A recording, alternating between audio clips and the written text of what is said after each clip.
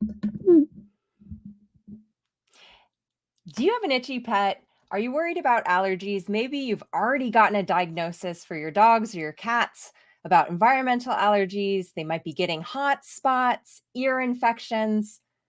Allergies are not fun, right? If you're dealing with allergies, let me know in the comment section so I can see, and also drop your questions, because today we're talking about herbs, especially using teas, which is one of my favorite ways to easily use herbs with your pets, but specifically for allergies. So if you're excited, give me a thumbs up and let me know that you are ready to go for this week's Coffee Talk with the Doc. If you are new here, welcome. If you're returning, welcome back. I'm Dr. Katie Woodley, the natural pet doctor. I'm a holistic integrative veterinarian, and I'm on a mission to make sure that you guys have tools to help your pets thrive naturally, not just survive. So let's get going for today. I'm going to be focusing on 3 main herbs that are very easy for pet parents across the globe to use with your pets, especially if they're itchy. Now, I've done previous talks on allergies. We have a lot of free content. So if you want to, make sure to go back to our YouTube channel, go under live conversations, and you'll be able to see how to manage your pets holistically with other natural remedies and food for allergies. So make sure you check that out. And while you're there, make sure you hit that subscribe button. It means the world to me, and it helps us reach more amazing pet parents like yourself. So, but for today, let's talk a little bit about allergies, right? When we talk about allergies, for number one, I'm not about using pills for every ill, right? Who here knows what I mean when I say that? That's a very conventional medicine approach. But a lot of times, too, we end up using holistic medicine in a very similar manner, and we end up getting limited results. So I always want you to be thinking about, why am I using this? Why is that symptom there? Because that's going to help us find the root cause and the imbalance for why that symptom is there. So the symptoms we're talking about are going to be the itchiness, the hot spots, the ear infections, licking excessively, chewing at the feet, like red, irritated skin. Those are all manifestations of an allergy, an overactive immune system that can be due to things like fleas, parasites. Those are really common, especially right now with summertime over here in the States. Fleas are an issue for a lot of pet parents. And yes, my pet hates summer. Some pets don't do well with like the heat or humidity. That can create a lot of dampness from a Chinese medicine perspective. Don't worry, I got some herbs for that will help you. But also, too, it could be a food sensitivity, and that can flare up. Usually that's all year round, where also to environmental allergies, where they're sensitive to grasses or pollens. That usually is going to be a seasonal type of itchiness, or where you're seeing those symptoms. So don't forget to think about the why is that symptom there. So that way, if it is something related to, especially like the food, we want to make sure we're avoiding those food sensitive, like the things that they're sensitive to. We're removing that, but also to making sure we're healing the gut. We're big into gut health around here, and there's a lot of conditions that can lead to things like leaky gut. And I don't want you to stay stuck on that frustrating treadmill of going back and forth to the vet. Really, really important. So always be asking why. Why am I using this? How does it work? Why is my pet showing these symptoms? That is a key thing to keep in mind. I'm a big why asker. I love when pet parents are like, why? Why is that? Asking your vet why. Why are we using that Cytopoint injection? Why are we using Apoquel? Are there other things that we can use instead? So there's always a reason. When we talk about allergies, allergies are a symptom. There's something aggravating the immune system. Now, let's jump into 3 herbs. Now, these herbs are very common. You might have heard about them before, but you might not be using them this way. I'd love to hear from you, though. Let me know in the comments, have you used herbal teas? Teas like as a what you drink for yourself, right? Have you ever used herbal teas with your pets? Just let me know. I see Deborah and Joni. I see a few of our community that's in our Blueprint program. Welcome, welcome. I know you've heard me talk about teas because I love tea. Anyone here use teas with their pets? If you're not a tea drinker, this might be the reason to start drinking tea for yourself. And then we can use this safely with our pets, which is really neat. I see, okay, no, we haven't yet. Great. Glad you're here. Perfect. Yvonne and Kim, perfect. This is a great, easy thing. Who here has tea, like tea bags or loose leaf tea in your pantry? Anyone? Does anyone have like tea in your pantry? So no, okay, this is like a newer concept, but Kim, you love tea. Perfect. Okay, so you may actually have some of these in your pantry. I always recommend when we are using herbs, so teas are herbs, right? Dried herbs. We want to look for your organic, right? We don't want things to be sprayed. If you can use loose leaf teas, fantastic. Companies that I love using are going to be things like Star West Botanicals, Mountain Rose Herbs. Those are companies that are in the States. But there's plenty of other great companies out there. You can go to like a local tea shop if you have that. If they're, ask about sourcing, but look for that organic just to reduce the amount of chemicals that we're putting into our pets, especially if you are here for allergy like symptoms. We don't want to be increasing inflammation in there. So that's key. And the teas I'm going to be talking about today are non, right? So we don't have to worry about that for our pets and too much caffeine and things like that. Now, let's talk about one of my favorite ones that isn't used enough, and this is calendula. And who here's heard of calendula? It's, other terms would be called marigold. This is where if we have a hot spot, we have irritation, we have inflamed red skin, this is a great one to use topically. So when we're talking about teas, let's take a step back before I dive into the energetics of some of these herbs that we can use. So literally we're taking that tea bag or loose leaf tea and we're brewing a cup of tea. And there can be this is more of like an infusion. So there's different ways that we can process herbs. We can use poultices topically where we're taking that herb itself and we're putting it in water and then like sticking it on the skin, and then we're putting a bandage around it and allowing it to sit there and soothe and heal the skin. There's also tinctures where a lot of times you'll see things. I see my good friends from Animal Essentials, I think you're still here on Instagram. They do a lot of glycerin tinctures. So there's different ways to process the herbs that you'll see, whether it's in a glycerin tincture, whether it's in an alcohol extract. It'll all depend on the herb. But we're making it super simple today because I love simple and I love being able to use things that are probably in your pantry or that you can easily access. So with the tea, we're literally creating an infusion, and we can make a weaker infusion or we can make a stronger infusion. And it's going to come down to the amounts of the tea that we're using, of the herb. So either a weak infusion is going to be literally a half an ounce of the herbs or 15 grams of the herbs per liter of water. Now, this, you don't have to get crazy with like, oh my gosh, I have to measure this. Literally, you are not going to create harm for your pet. So just keep that in mind. These are all very, very safe. And then with a weak infusion, when we're using the leaves of the herb, we're going to actually allow it to sit there and infuse. So hot water or boil water, if you have a kettle, however you use it to boil, let those leaves sit there for an hour. And then your flowers, so we're going to be talking about chamomile. We're using the flowers for this. It's literally going to sit there for 30 minutes.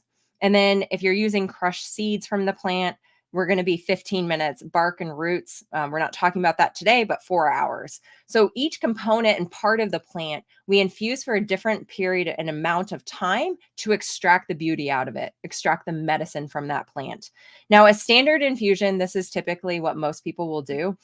We're taking an ounce of the dried herb per quart of water. Once again, and this is going to make a bigger amount so that way you can use it throughout the day, because we're probably going to be, you're here because of allergies. So if there's a hot spot, it's not a one and done. We want to repeat that throughout the day until that skin is less red, it's less irritated. So this is a safe way to utilize these topically on the skin. And your standard infusion, you're usually going to do it for about 30 to 60 minutes. So if we're using it orally, we're going to talk more about topically, but if we're using it orally, so we're either mixing it in the food, or a lot of times these animals will actually like lick it up and drink the type of tea. Sometimes the longer infusion time can make things more bitter. So like with chamomile, it can taste more bitter, and then your dog or especially cats might not like the food or things like that. So you can always do it for a shorter period of time with that infusion time. Once again, have fun with it. This is super easy, super safe, and super simple, right? It's all about keeping it nice and simple so you can actually take the action and get the results. So let's go back to calendula. Now, calendula, we're going to talk about like healing topically. So, for hot spots, irritations, you can even use these on wounds and things like that. Calendula is actually going to be, so it's very cooling energetically, and it's drying. And so, we can use it, it's like an astringent, it's going to dry up damp tissue. So, when we think about those oozy, wet, hot spots, calendula is a great tea to grab to use topically. And this is where essentially you brew that cup of tea for however long you want to, right? Maybe 30 to 60 minutes. Or if you know, we want to use a higher concentration of herb, you can make a stronger infusion. And then you literally get a washcloth or a cloth and you soak it and you can put it topically on that area. Now, what's really nice with calendula too, so if you have a pet that has a lot of GI issues or irritation, we're worried about leaky gut that's creating those hot spots. This can also be used internally too. So it's really good for diarrhea and soothing the gut lining and that inflammation. So it's nice and cooling. So for pets that also have diarrhea or leaky gut, or we're worried that there's, a food sensitivity that's aggravating that immune system, calendula is really helpful to counteract that and start healing those tissues. So this is where, if we have a lot of excess moisture or dampness, skin irritations, calendula is a really, really great one. Now, it's a little bit slightly bitter, slightly kind of sweet. And this is where it's going to support the cleansing and the digestion properties of this herb. Now, in terms of the other energetic actions of calendula, it's uplifting. I've actually taken this myself. It doesn't taste bad. I've used it topically if I have like a rash or something like that. It's very soothing. I've used it for like eyes if I have any irritation, conjunctivitis. So it can be used for multiple things, but especially if you have a damp, hot pet, damp inflammation, wet, oozy. This is a great one to use. And one of the other ways that you can use this, we talk a lot about foot baths. So if we have, red, irritated, sore paws, we talk a lot about like Epsom salt baths, but this would be a great way to have your pet stand in a calendula tea bath. So you're essentially brewing a larger portion of the tea, you're using more of the herbs, and then you're putting it in a little container where your pet will stand in it. So if we can get them to stand for 10 minutes and then we dry their feet, we're using the calendula to help soothe and calm those irritated tissues. So calendula, calendula, calendula. So this is really, really helpful. And it's just one of many things that we can use for hot spots. So keep that in mind. Like, this is not the end all be all. It's just another alternative and solution to help you calm down those the irritated, itchy skin and help soothe. Now, let's talk about another herb that I absolutely love, this herb. And the reason why is that a lot of times when your pet is itchy, they are having issues with they get anxious, right? They get like irritated, being itchy and hot and inflamed, like you just don't feel good, right? Who here, do you agree? Like, have you ever seen your pet just get more agitated? And this is where we can tap into the power of chamomile. So who here's have you used chamomile with your pets? Maybe you drink the tea yourself at night to like help relax and help you sleep. We talked a lot about it a couple weeks ago, or was it last week, about emotional health. Chamomile is like a powerhouse herb because, I mean, herbs are powerhouses, but I love chamomile because it's going to help alleviate allergies. It's combating inflammation, but it's also a nervine. So it has anti-anxiety properties too, just to calm down that nervous system. So we're working on the inflammation. It has antihistamine properties too. So we know when your pet gets itchy, they get red.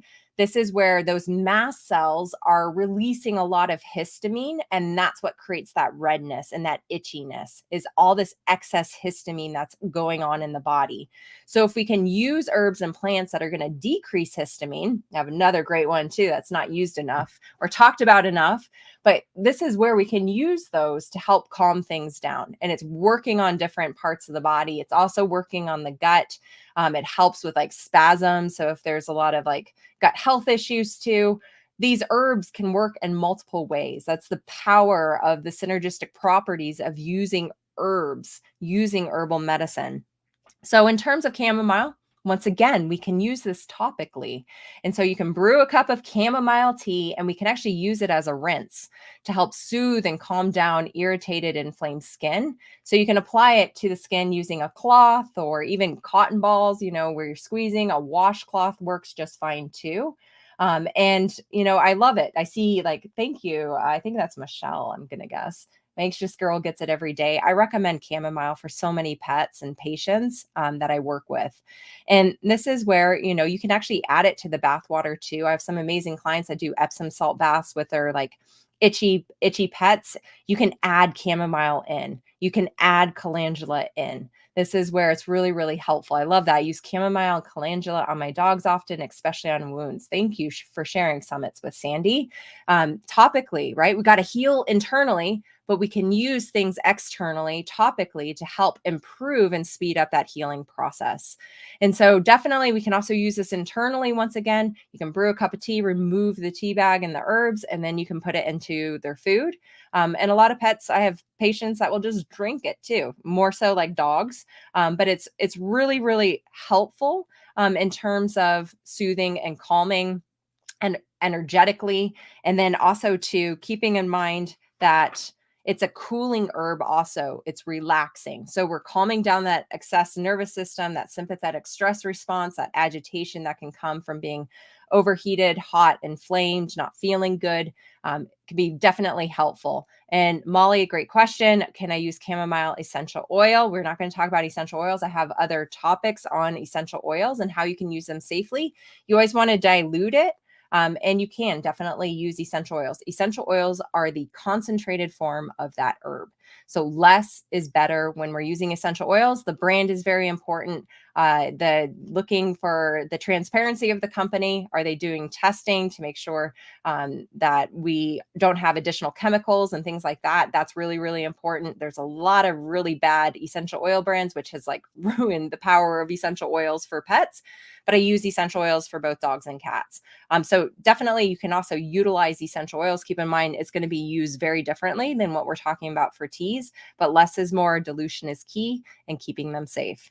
So definitely check out your chamomile. Once again, you can use this multiple times throughout the day. So if you're using it topically or in a spray, or if you're using it, internally with the food, you could give that twice a day. But you can use it up to 3 times a day if you need to.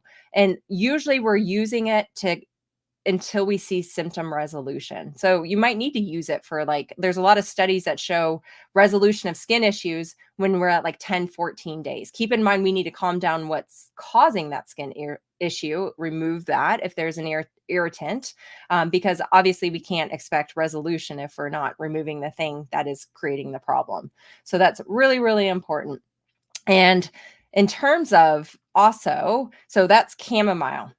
Let's talk about the next herb because this one is just amazing. I love it. So this is going to be, who here has heard of nettles? Anyone? Nettles? Nettles. This is an amazing herb. So this is where we're going to be talking about nettle leaf. So remember, there's different parts of the plant and they're going to have different medicinal properties. So specifically for skin health and allergies, we're going to be using the leaf. So nettle leaf is what we'll be using. Now, this is really nourishing herb. It's really rich in things like calcium and other vitamins and minerals. And we know with skin health issues, a lot of times we're deficient in a lot of vitamins and minerals. Also, too, this is where diet is really, really important. We know that 30% of the coat, the fur, comes the protein, 30% of protein your pet is taking in will actually go to the coat, the quality of the coat. So if you were thinking okay, I'm feeding a processed food diet like kibble, that's going to be 40 to 60% carbohydrates. It's going to be lower protein. And a lot of times too, we're using synthetic vitamins and minerals in the processing of that food to, try to balance it.